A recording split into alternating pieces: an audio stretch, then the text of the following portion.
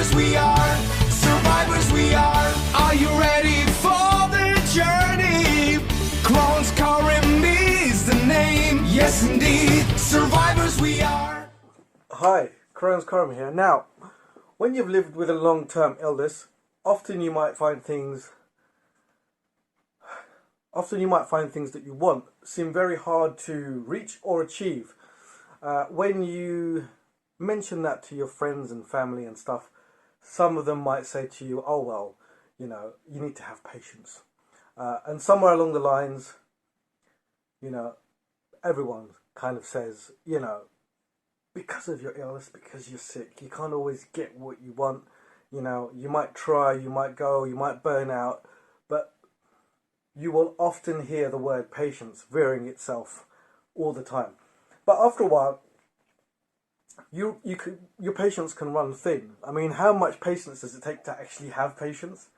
So anyway, now that sounds like a tongue twister. I realise that. It wasn't my intention. I'm trying to connect the patience thing to what happened to me today. Now, if you have to wait in for something, you've ordered a fridge or a microwave, or someone's going to come and repair something in your home, so you've got to wait between 9 and 11, or, you know, an all-day wait-in, you know, for someone to come and do the job, or perhaps it's a parcel that's arriving at a certain time. You often find yourself, okay, this is going to take between this and this, I'll give myself an extra hour or two.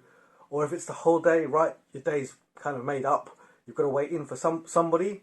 Or if it's a package, you know, you've got to wait in as well.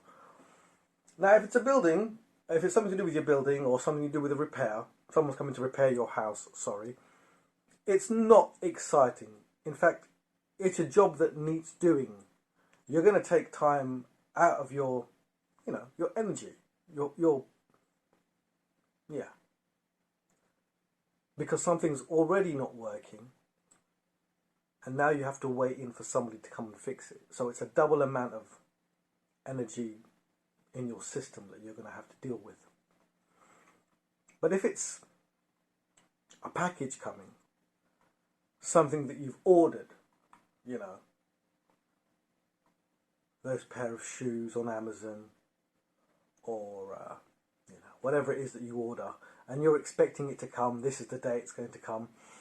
Okay, so you've got to wait in, but you kind of have an anticipation of something about to come. So you're looking forward to it. There's an amount of positivity to go inside with the negativity of, oh, why don't they come on time? So it kind of balances itself out. Now, I suffer from a dehydration problem, an imbalance of electrolytes. And so when you have a digestive disorder, you might find that from time to time, you might get pins and needles in your leg, or dizziness when you stand up.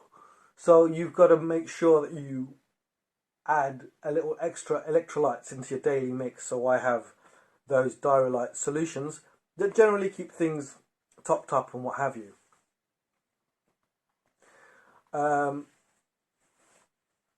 Anyway, back to my story of the day. I'm waiting in for a package today. You know, I'm excited because it's something I'm looking forward to. So my mood is good. I'm happy. I'm excited. You know, it's all good.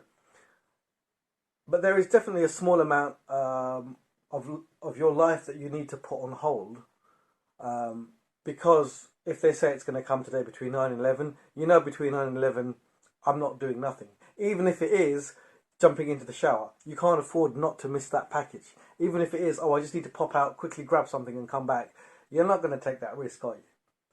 But in our case, if we are suffering as we do with digestive disorders, there'll be a moment there where you're going to have to go and sit on that royal throne and organise yourself.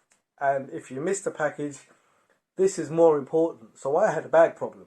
Definitely need to go sit down in the toilet for a little while, organise myself, and I'm thinking, okay, if the guy rings, I'll quickly jump out, press the buzzer and get back so he can at least come into the building. And it will take me 2 minutes to answer the door if I have to. So I'd organise myself. I know, fair enough, this guy's going to come. I'm in and out. But again, I need to get this done quite quickly because in case he rings the doorbell. This is lovely. I'm sorted myself out. I'm ready. I'm good to go. I'm thinking, great, excellent. There's no way I'm going to miss this guy.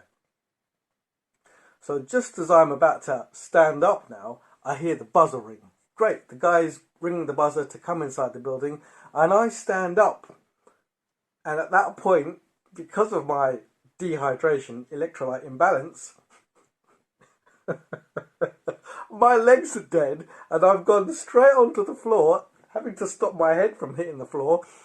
And I'm like, oh, that was close. And there I am, trying my best to sort of stand up and get my trousers back up, get to the door so I can open it.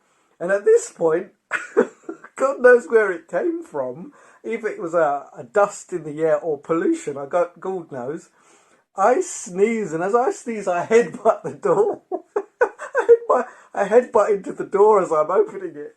I mean, it was literally like watching Mr. Bean.